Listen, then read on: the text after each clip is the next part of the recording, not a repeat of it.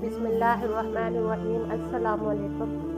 خندق کے آس پاس حق و باطل کے مارکے جنگ کا 9واں مرحلہ ماہ شوال 5 ہجری کو خندق کے ارد گرد حق و باطل کے چند مارکے ہوئے، کیونکہ کفار قریش اپنی آب و تاب کے ساتھ کم از کم 10,000 کا لشکر جرار، جو عرب کے جنگجو اور بہادر پہلوان اور مشہور سپہ سالاروں پر مشتمل تھا، مدینہ منورہ پر چڑھا لائے۔ قبیلہ غطفان کے بہادر لشکر نے اوپر کی جانب احد سے مسلمانوں پر چڑھائی کر کے وہاں پڑاؤ کیا، اور باقی لشکر نے خندق کے سامنے حصے میں جا کر پڑاؤ کیا۔ اب لشکر کفار اور مسلمانوں کے درمیان ایک خندق حائل تھی، اور پشت کی جانب کوہ صلح واقع تھا۔ گویا مسلمان اور مدینہ شہر لشکر کفار اور بنو قریظہ کے درمیان محصور ہو کر رہ گیا۔ لشکر اسلام 3,000 افراد پر مشتمل تھا، جس میں کچھ غدار منافقین بھی تھے جو بجائے فائدہ نقصان کا سبب بن رہے تھے۔ بہرحال کفار نے جب خندق کا وسیع جال دیکھا تو حیران رہ گئے، کیونکہ یہ طریقہ جنگ عرب کے ہاں رائج نہ تھا۔ اس خندق کی وجہ سے کھل کر میدان میں مقابلہ تو نہیں ہوا، لیکن آمنے سامنے دونوں فوجوں کا تیروں پتھروں کے ذریعے سے ایک دوسرے پر چند حملے ہوئے، اور صحابہ کرام نے ڈٹ کر مقابلہ کیا، کیونکہ زندگی کی فی اسی حسن عمل کا نام ہے۔ کفر کو تابوت، حق کو جاویدہ کرتے چلو۔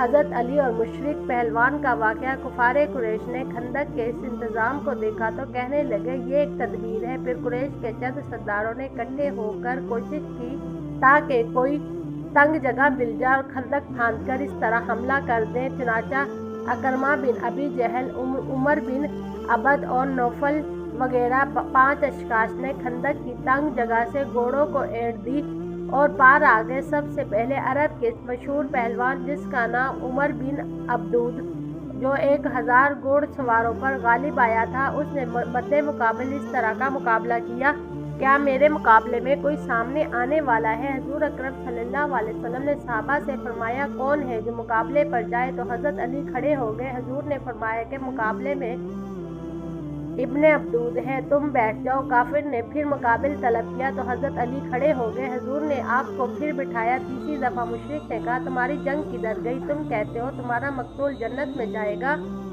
پھر اس نے یہ شعر پڑھے، میں نے تمہاری جماعت کو بلند آواز سے للکارا کہ کوئی مقابل ہے۔ میں اس وقت بھی مد مقابل کے سامنے کھڑا رہا، جبکہ بہادری بزدلی دکھائی۔ اس وجہ سے ہمیشہ میں جنگ سے پہلے میدان میں کود پڑتا تھا۔ بہادری اور سخاوت جو ان کی بہترین عادت میں سے ہے۔ اس دفعہ حضرت علی کھڑے ہو گئے۔ حضور صلی اللہ علیہ وسلم سے عرض کی کہ میں تیار ہوں۔ حضور نے فرمایا، مقابلے میں عمرو ہے؟ حضرت علی نے کہا، اگرچہ عمرو ہے۔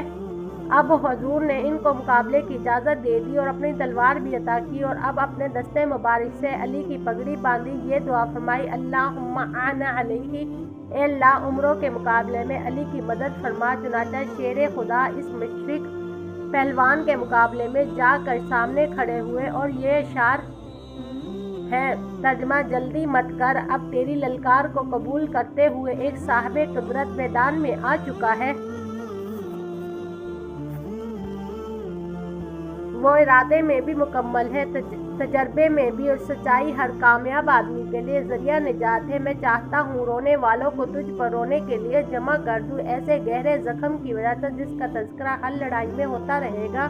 مد مقابل کے اشعار کا جواب دینے کے بعد حضرت علی اور مشرک پہلوان کی میدان کا راز میں اس طرح گفتگو ہوئی، شیر خدا، تو نے عہد کیا ہے کہ میدان جنگ میں مقابل کی 3 باتوں میں سے ایک قبول کرو گے؟ مشرک پہلوان، جی ہاں، یہ میرا وعدہ ہے، اس پر قائم ہوں۔ تم وہ 3 باتیں بتاؤ؟ شیر خدا، میں تجھے کلمہ شہادت اور توحید الہی کی طرف دعوت دیتا ہوں۔ مشرک پہلوان، اسلام کی بات چھوڑو، کوئی اور بات کرو۔ شیر خدا، بغیر لڑائی کے واپس ہو جاؤ اور محمد صلی اللہ علیہ وسلم کا معاملہ دوسرے عرب پر چھوڑ دو۔ مشرک پہلوان، یہ تو نہیں ہو سکتا، کیونکہ میں جنگ بدر میں زخم کھا کر احد میں شریک نہیں ہو سکا۔ میں نے نظریں مانی ہیں، جب تک اپنا بدلہ نہیں لوں گا سر میں تیل نہیں لگاؤ۔ اب بغیر لڑائی جاؤں گا تو عورتوں کو کیا منہ دکھاؤں گا؟ شیر خدا، پھر تیسری آخری بات یہ ہے کہ میدان میں میرے مقابلے پر آ جاؤ۔ مشرک پہلوان ہنس کے بولا کہ عرب میں آج تک مجھے کسی نے مقابلے کے لیے نہیں للکارا، تاہم میں یہ نہیں پسند کرتا کہ تجھ جیسے نومل لڑکے سے مقابلہ کروں اور اسے قتل کروں۔ شیر خدا، لیکن خدا کی قسم میں تو چاہتا ہوں کہ تجھے قتل کروں، ذرا مقابلے پر تو آ جا۔ मुशरिक पहलवान घोड़े से उतरकर पहले इसकी कोंचें काट डाली और फिर गजब के साथ मैदान में आया और एकदम हजरत अली पर तलवार से हमला कर दिया। हजरत अली ने तलवार को डाल पर लिया, अगरचे पेशानी पर जख्म आया, लेकिन फिर मुशरिक पर मौत का ऐसा हाशमी मतबली हमला हुआ कि मुशरिक ढेर हो गया। मैदान जंग को गुबारे जंग ने ढांक लिया था। न मोहद नजर आ रहा था न मुशरिक के। इतने में तौहीद का नारा मस्ताना बुलंद हुआ और अली मुर्तज़ा ने अल्लाह अकबर का नारा लगाया, जिससे मुसलमानों ने अंदाज़ा लगा लिया कि हजरत अली उमर बिन अब्दूद को कत्ल कर दिया। इस मुशरिक के दूसरे साथियों ने जब ये मंजर देखा तो वो भी भागने लगे। अकरमा बिन अबी जहल ने तो नेज़े को भी मैदान में छोड़कर भाग निकला। नौफल बदहवास होकर खंदक में गिर पड़ा तो मुसलमानों ने ऊपर से इसको संसार करके कत्ल कर दिया। हजरत अली हंसते हुए हुजूर सल्लल्लाहु अलैहि वसल्लम के पास तशरीफ लाए तो उमर फारूक ने फरमाया कि ये शख्स तो कौम का बड़ा था, इसका असला और सामान आपने क्यों नहीं लिया? हजरत अली ने फरमाया, जब वो गिरा तो इसकी शर्मगाह खुल गई, तब मुझे हया आई कि इस हालत में इसका सामान उतार लूँ। हजरत अली ने इस मुशरिक के कत्ल के बाद इस तरह शार पड़े, अपनी बेवकूफ़ी की वजह से इस मुशरिक ने पत्थरों बुतों की इबादत की और मैंने सही राय साथ रब मोहम्मद सल्लल्लाहु अलैहि वसल्लम की इबादत की। मैं उस वक्त वापस लौट आया जबकि मैंने इसको खजूर की तरह संगलाक ज़मीन और टीलों के दरमियान गिरा कर छोड़ा। मैंने इसके लिबास उतारने से एतराज़ किया और अगर मैं गिरा होता तो ये ज़रूर मेरे कपड़े उतार देता। एक गिरोहाए कुफार, ये ख्याल मत करो कि अल्लाह ताला अपने दीन और अपने पैगंबर को बेयारो मददगार छोड़ेगा। इधर नौफल की लाश खंदक में पड़ी थी जिस पर मुसलमान काबिज थे, तो कुफार ने कहा, नौफल की लाश के लिए बदले 10,000 दिरहम ले लो और लाश हमें वापस कर दो। हुजूर सल्लल्लाहु अलैहि वसल्लम ने फरमाया कि ये लाश भी खबीस है, इसका पैसा भी खबीस है, मुफ्त ले जाओ। इधर अकरमा का नेज़ा छोड़कर भाग जाना इसके लिए आर बन गया और हजरत हसन ने अपने शान में इसका खूब मजाक उड़ाया, तन तस का बाजार गर्म किया। चुनाचा एक शहर ये है, हमें फेंक कर खुद भाग गया। करमा साहिब, शायद ये काम तुमने नहीं किया होगा। तंज और तान का पूरा सामान इस पर शहर में है। बहादुर माँ का बहादुर बेटा, ये बहादुर माँ हजरत साद रज़ियल्लाहु ताला अन्हु की वालदा मोहतरमा थी और इनका शहजादा बेटा हजरत साद बिन मुआज़ था। कफार के हमले तो हर रोज़ होते रहते थे, लेकिन एक दिन तो अबू सुफियान ने चुन चुनकर अपने तीर अंदाजों को साथ लिया। दिन भर खंदक के तरफ पर गश्त करते रहे, मुसलमानों पर तीर बरसाते रहे। हजरत आयशा रज़ियल्लाहु ताला अन्हा फरमाती है, मैं औरतों के साथ बनु हारिसा के एक बुलंद मकाम शंगरे में थी और अब तक हजाब और पर्दे का हुक्म नाजिल नहीं हुआ था। मैंने देखा कि साद बिन मुआज़ के हाथ में एक नेज़ा था और वो अकड़ कर मैदान की तरफ जा रहा था और ये शेर पढ़ रहा था, ज़रा ठहर जाओ ताकि गुमसान की लड़ाई में हमल नामी बहादुर शरीक हो जाए। जब वक्त पूरा हो जाए तो मौत क्या ही अच्छी होती है। हज़रत आयशा फरमाती है कि साद की वालदा ने अपने लगते जिगर से कहा, अल हक्कु बि रसूलुल्लाह या नबी फ़क़द वल्लाहु ताख़रता। तर्जमा, ए मेरे लगते जिगर, खुदा की कसम तुमने बहुत देर कर दी, जल्दी जल्दी जाओ हुजूर सल्लल्लाहु अलैहि वसल्लम से जाकर मिलो। हज़रत आयशा फरमाती है कि मैंने जब देखा तो साद के बदन पर इतनी छोटी ज़िरा थी कि बाजू से इससे बाहर थे, तो मैंने साद की वालदा से कहा, इसकी ज़िरा लंबी होनी चाहिए थी, मुझे खतरा है कि इस खुले हिस्से में तीर आकर ना लगे। साद की वालदा ने फरमाया कि होगा वही जो अल्लाह ताला ने मुकर्रर किया है। चुनाचा मुझे जो खदशा था वो हकीकत बन गया और इस बाजू की रग अकहल पर तीर आकर लगा और हज़रत साद की चंद दिनों बाद शहादत वाक़ा हुई, जैसा कि बनु कुरैज़ा के वाक़े में इंशाअल्लाह आएगा। इस तीर लगने का किस्सा इस तरह हुआ कि अबू सुफियान के सारे तीर अंदाजों ने घूम घूम कर तीर बरसाए, यहाँ तक कि हुजूर सल्लल्लाहु अलैहि वसल्लम के खेमे पर तीर लगने शुरू हो गए। हज़रत साद बिन मुआज़ वही मुकाबले पर खड़े थे कि हुजूर सल्लल्लाहु अलैहि वसल्लम के सामने आपको हबान बिन अरका मुशरिक का तीर आकर लगा। इस काफिर ने तीर फेंकते वक्त ये तीर लो और मैं इब्ने अकरा हूँ। हुजूर सल्लल्लाहु अलैहि वसल्लम ने फरमाया, अकरल्लाहु वजहिका फिन्नार, अल्लाह ताला जहन्नम की आग में तुझे पसीना पसीना कर दे। इस तरह एक बहादुर माँ ने अपने बहादुर बेटे की कुर्बानी दे दी। सच है, मदीने की खजूरों पर सुलह का इरादा। जंग का 10वां मरहला, गज़वा अहज़ाब में मुसलमानों पर यह कड़ी आजमाइश जारी थी। पूरा मदीना مصور ہو کر رہ گیا۔ سب سے بڑھ کر خطرہ بنو قریظہ کی طرف سے صحابہ اکرام کے گھروں کو لاحق تھا۔ ادھر سردی سے بڑھ چکی تھی اور اس پر تازیانہ سمندر پر چکھنے کے لیے کچھ نہیں ملتا۔ حضور صلی اللہ علیہ وسلم کی 3 نمازیں قضا ہو گئی، پڑھنے کی صورت نہیں بن پڑتی تھی، حتیٰ کہ حضور نے کفار کے لیے اس طرح بد دعا کی: شغلون عن الصلاة الوسطى صلاة العصر ملال اللہ قبورہم نارا۔ ان لوگوں نے ہمیں نماز سے باز رکھا، خاص کر عصر کی نماز سے۔ اللہ تعالیٰ ان کی قبروں کو آگ سے بھر دے۔ اس دوران منافقین ایک ایک ہو کر بہانے بنا کر ہٹتے چلے گئے تو حضور صلی اللہ علیہ وسلم نے یہ ارادہ کر لیا کہ کفار کی جمعیت میں تفرق تشت اور اختلاف کی کوئی صورت ہو جائے تاکہ جنگی دباؤ مسلمانوں پر کم ہو جائے۔ اس مقصد کے لیے آپ نے غطفان فزارہ کے سردار عینہ بن حسن کو بلایا۔ مذاکرات شروع ہو گئے۔ حضور نے ان کو ہر سال مدینہ منورہ کی 1/3 کھجوروں کی پیشکش تو انہوں نے انکار کیا، لیکن پھر مان گئے۔ ہر سال 1 سلس کھجور ہمیں دیا جائے، ہم اپنے قبائل کو جنگ کے میدان سے پیچھے ہٹا دیں گے۔ مجلس میں عینہ حضور کے سامنے متکبر انداز سے پیروں کو پھیلائے ہوئے بیٹھے تھے کہ اتنے میں اسید بن خضیر آئے اور کہنے لگے: اے لو مڑی کے بچے، تم حضور کے سامنے اس طرح پیر پھیلاتے ہو؟ ابھی پیروں کو سکیٹ کے ادب سے بیٹھو۔ اگر حضور یہاں نہ ہوتے تو خدا کی قسم اس نیزے کو تیرے خستین میں مار کر آر پار نکال دیتا۔ پھر اسید بن خضیر حضور صلی اللہ علیہ وسلم کی طرف متوجہ ہوئے، فرمایا: یا رسول اللہ، آپ کا فیصلہ اگر اللہ کے حکم سے ہے پھر تو آپ اسے نافذ کریں، ورنہ خدا کی قسم ہم ان لوگوں کو تلوار کے سوا کچھ نہیں دیں گے۔ اس کے بعد حضور صلی اللہ علیہ وسلم نے حضرت سعد بن وقاص کو بلایا اور معاہدے کا بطن دکھا کر مشورہ لیا۔ ان دونوں نے بھی کہا: اگر یہ آسمانی حکم ہے تو آپ نافذ کریں، اگر آسمانی حکم ہے تو نافذ کریں، اگر آسمانی حکم نہیں ہے لیکن آپ چاہتے ہیں تو ہم پھر بھی ماننے کے لیے تیار ہیں۔ اگر مشورہ اور رائے کی بات ہے تو ان لوگوں کو تلوار کے سوا کچھ بھی نہیں دیں گے۔ یہ تو وہی لوگ ہیں قحط سالی کی وجہ سے اونٹوں کا خون اور لیت بھون کر کھایا کرتے تھے، لیکن اس وقت بھی جاہلیت میں ہم سے زبردستی کوئی کھجور نہیں چھین سکتے۔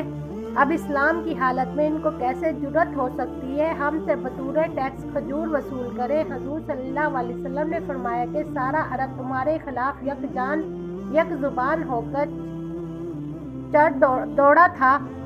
میں نے تمہاری سہولت کے پیش نظریہ ادا کر لیا تھا۔ اگر آپ یہ جذبہ رکھتے ہیں تو اس مکتوب کو پھاڑ دیں۔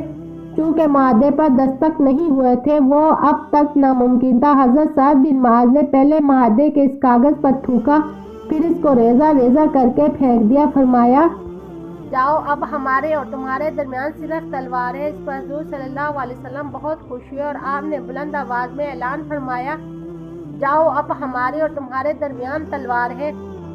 چنانچہ انیہ اپنے ساتھی کے ساتھ خائب و خاسر واپس لوٹ گیا اور کہنے لگا: تلوار کا فیصلہ تلخ ثابت ہوگا۔ ایک صحابی نے فرمایا: ہم خوب جانتے ہیں۔ اس کے بعد لشکر اسلام پھر کفار کی طرف متوجہ ہو کر دفاع میں مصروف ہو گیا۔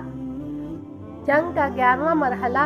یہ شخص قبیلہ غطفان کا ایک ہوشیار سردار تھا، کفار کے ساتھ تھا اور ان کے یہود بنو قریظہ کے ساتھ بھی گہرے مراسم تھے۔ کفار کو خندق کے گرد پڑے ہوئے تقریباً 1 ماہ ہونے کو تھا اور مسلمان انتہائی پریشان حالات میں مدافعت کر رہے تھے۔ اچانک غیبی نصرت کی صورت میں نعیم بن مسعود غطفانی حضور صلی اللہ علیہ وسلم کے پاس آئے اور آپ سے اس طرح گفتگو کی: حضور، اے نعیم، کس مقصد کے لیے آئے ہو؟ نعیم: میرے دل میں اللہ نے اسلام ڈال دیا ہے۔ میں گواہی دیتا ہوں کہ آپ کا لایا ہوا دین برحق ہے اور آپ اللہ کے سچے رسول ہیں۔ میرے اسلام کے بارے میں کسی کو معلوم نہیں، لہٰذا آپ جنگی امور سے متعلق جو حکم فرمائیں گے میں اسے پورا کر دوں گا۔ حضور صلی اللہ علیہ وسلم: آپ کی اگر لشکر کفار اس کے معاہدین کے درمیان جدائی اور پھوٹ ڈال سکتے ہوں تو ڈال دو۔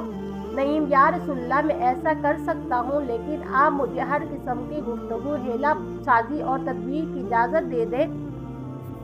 हजूर, जंग, हीला और तदबीर का नाम सूल के तहत तुझे हर किस्म की गुफ्तगू जायज़ है। नईम इब्ने मसूद फरमाते हैं, मैंने सबसे पहले बनु कुरैज़ा के पास पहुंचा। उन्होंने मेरा इस्तकबाल किया और कराम करके खाना खिलाना चाहा, लेकिन मैंने कहा मैं इस दफ़ा खाने के लिए नहीं आया हूँ बल्कि एक बड़ी खैर ख्वाही के लिए आया हूँ, मगर तुम मेरे राज को फाश मत करो। इन सब ने वादा किया हम सब किसी को नहीं बताएंगे। जब इन लोगों का वादा पक्का हो गया तो नईम ने इनसे कहा कि ए बनु कुरैज़ा, तुमने बड़ी गलती की है। इस शख्स मोहम्मद से महादा तोड़ दिया, इसका मामला संगीन है। इसने बनु नज़ीर से अम्वाल को लेकर इन्हें जिला वतन किया और बनु कैनका को जिला वतन किया। अब ये शख्स कुफार के मुकाबले में खड़ा है और ऐसा लगता है कि कुरैश का नाकाम वापस लौट जाएंगे, क्योंकि इनका चर्चा ख़त्म है। सर्दी का मौसम है, मुहासरा तवील तर हो गया। अगर कुरैश वापसी मक्का चले गए तो ये शख्स तुम्हें नहीं छोड़ेगा बल्कि तुम पर चढ़ाई करके हलाक कर देगा। कुरैश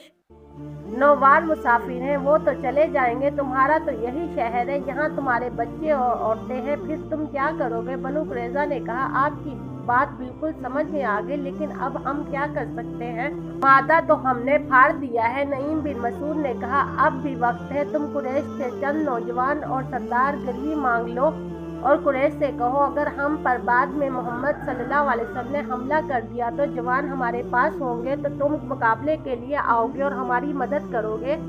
बनु कुरैज़ा ने कहा, तुम्हारी राय बहुत अच्छी है, ऐसा ही करेंगे, आपका बहुत शुक्रिया। इसके बाद नईम सीधे अबू सुफियान के पास चले गए। उनसे कहा, ए अबू सुफियान, मैं नसीहत और खैर ख्वाही लेकर आपके पास आया हूँ, मेरे राज फाश मत करो और ये सुन लो कि बनु कुरैज़ा मोहम्मद सल्लल्लाहु अलैहि वसल्लम से मादा तोड़ने पर बहुत परेशान और सख्त पशेमान है।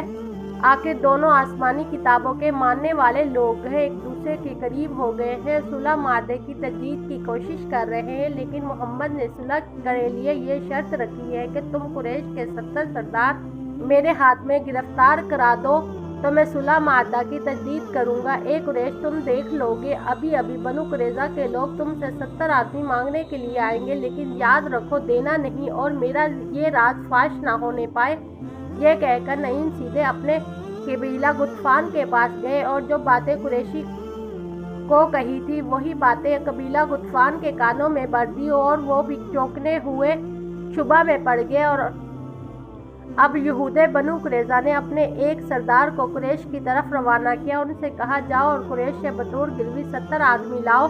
जब बनु कुरैज़ा के लोगों ने अबू सुफियान वगैरह से 70 आदमियों की गिरवी रखने का मुतालबा पेश कर दिया तो लश्कर कुफार के जनरलों को नईम की बात का यकीन आ गया कि देखो वो सच कहता था। फिर कुरैश ने गिरवी रखवाने से साफ इनकार किया। जब उस इनकार का पता बनु कुरैज़ा को चला तो उनको यकीन आ गया कि नईम ने सच कहा था कि कुरैश हमसे अपना काम निकाल के हमें बेयारो मददगार छोड़ेंगे और फिर मुसलमान हमें मार देंगे। अब ये दोनों फरीक एक दूसरे से बदजन हो गए।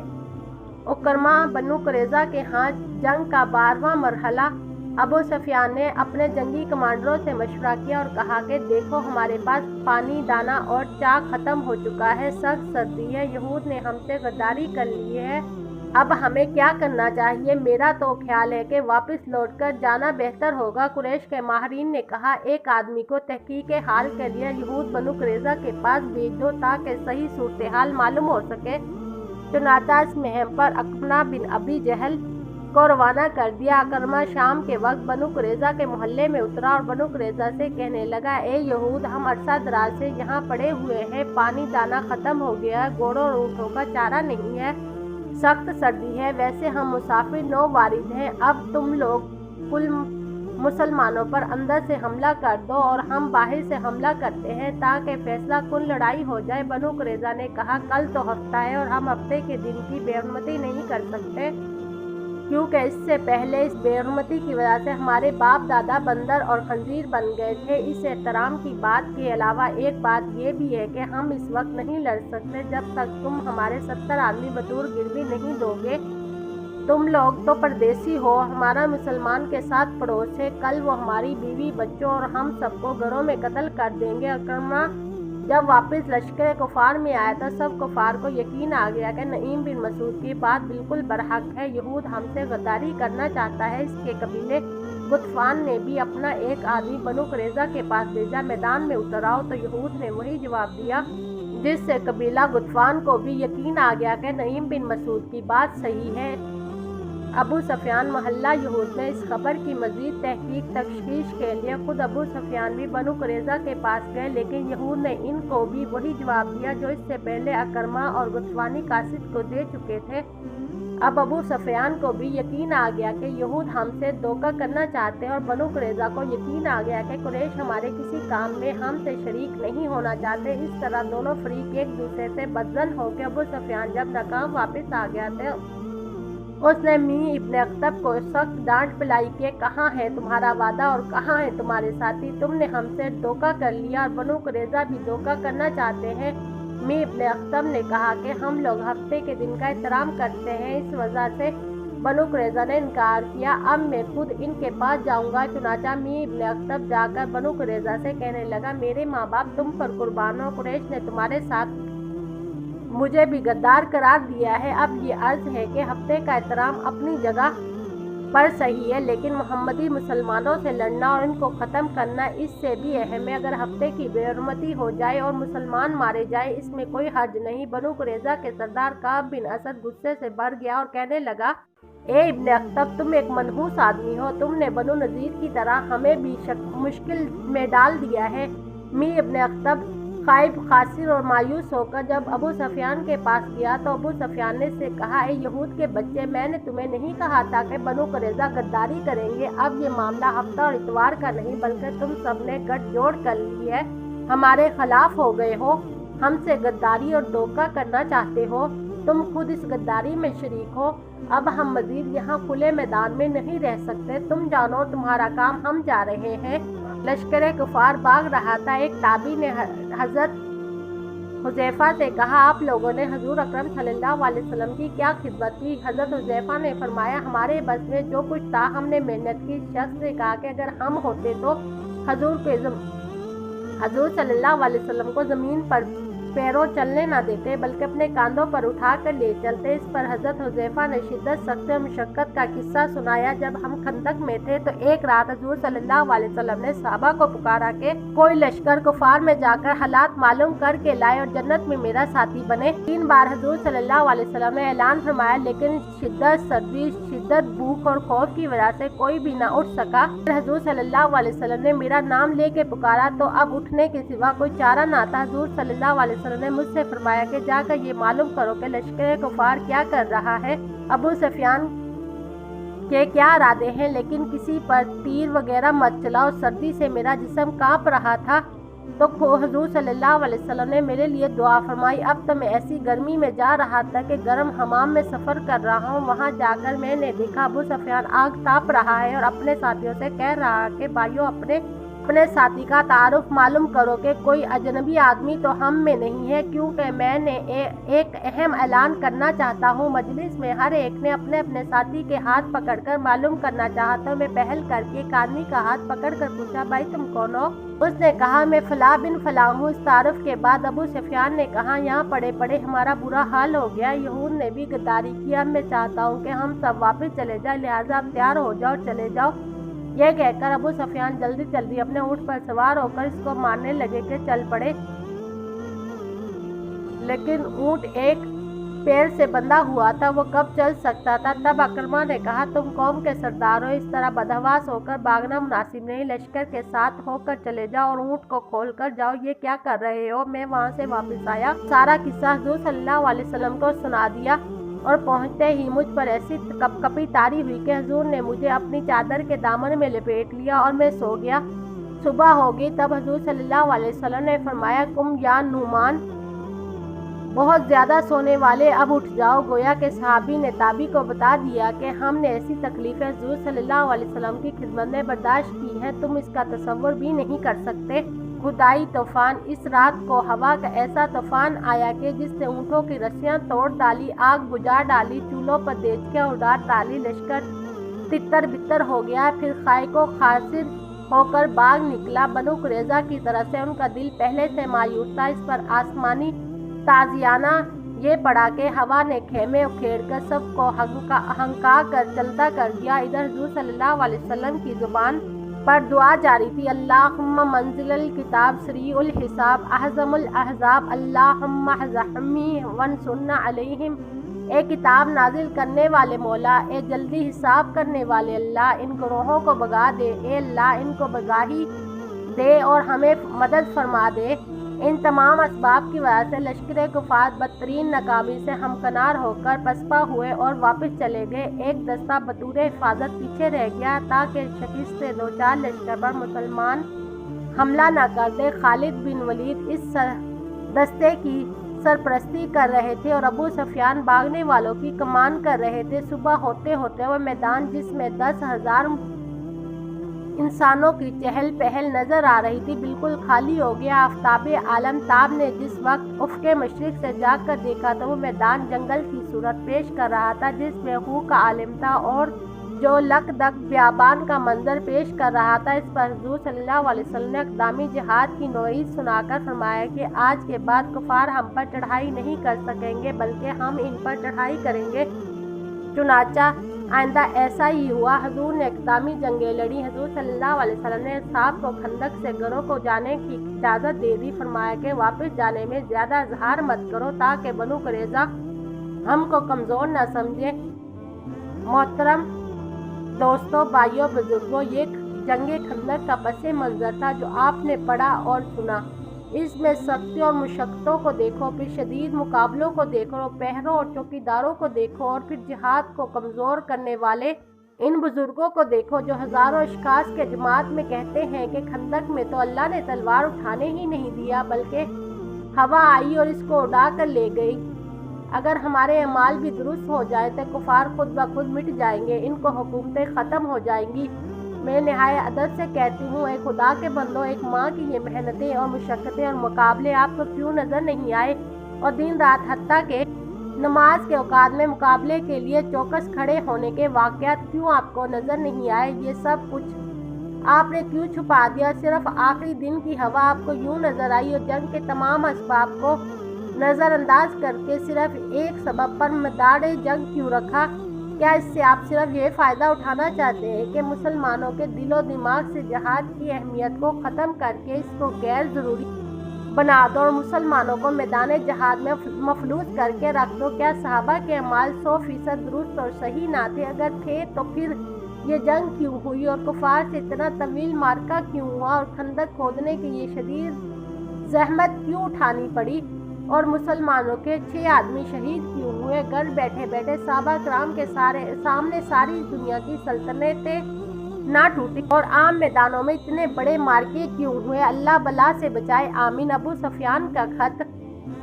اس ذلت امیز پسپائی کے باوجود ابو سفیان نے ناک اونچا رکھنے کے لیے حضور صلی اللہ علیہ وسلم کے نام بھاگتے بھاگتے یہ خط لکھا: میں لات عزا کی قسم اٹھا کر کہتا ہوں کہ ہم اپنے بھرپور لشکر کے ساتھ تم پر چڑھ دوڑتے تھے۔ ہمارا پکا ارادہ تھا جب تک تمہاری جڑ نہ اکھیڑ پھینکے واپس نہ لوٹیں گے، لیکن تم ہمارے مقابلے پر نہیں آئے، درمیان میں خندق کھودی۔ کاش مجھے معلوم ہوتا کہ یہ تدبیر تمہیں کس نے سکھائی۔ اب اگرچہ ہم واپس ہو گئے لیکن آئندہ ایک دن احد کے دن کی طرح ضرور آئیں گے جس میں ہم تمہیں ذبح کر کے رکھیں گے۔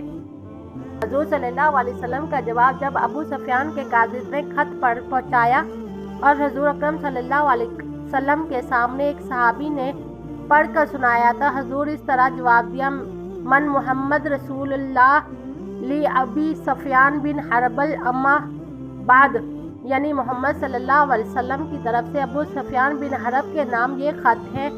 اما بعد، اللہ تعالیٰ کے بعد میں بہت پہلے سے تو دھوکے میں پڑا ہوا ہوں۔ بہرحال تم نے جو اپنے آنے اور پھر واپس جانے اور ہمیں مٹانے کی باتیں کی ہیں تو یاد رکھو یہ اللہ تعالیٰ نے تجھے لوٹا کر واپس کیا ہے اور انجام کار ہماری ایسی کامیابی ہوگی تم لات اور غزہ کو بھول جاؤ گے۔ باقی تیر یہ کہنا کہ خندق کا عمل کس نے بتایا، یہ میرے رب نے میرے دل میں القاء کیا تھا، وہ تجھے غصے سے جلا کر رکھ دے۔ یاد رکھو ایک دن ایسا آئے گا تم ہمیں ہتھیلیوں سے روکنے کی کوشش کرو گے، روک نہ سکو گے۔ یاد رکھو ایک دن ایسا آنے والا ہے میں تیرے لات، غزہ، منات، اصاف، نائلہ اور حبل کو ٹکڑے ٹکڑے کر کے رکھ دوں گا۔ بہرحال عزت و عظمت کے مقدس جہاد سے مسلمانوں کی تھوڑی سی جماعت نے کفر کا لشکر جرار بگایا۔ بالآخر دین اسلام کا جھنڈا جزیرہ عرب پر بلند کر کے لہرایا۔ اللہ تعالیٰ ان نفوس قدسیہ پر کروڑوں بار رحمتیں نازل فرمائے، آمین یا رب العالمین۔ ویڈیو اچھی لگی ہو تو لائک اور سبسکرائب کریں۔ شکریہ۔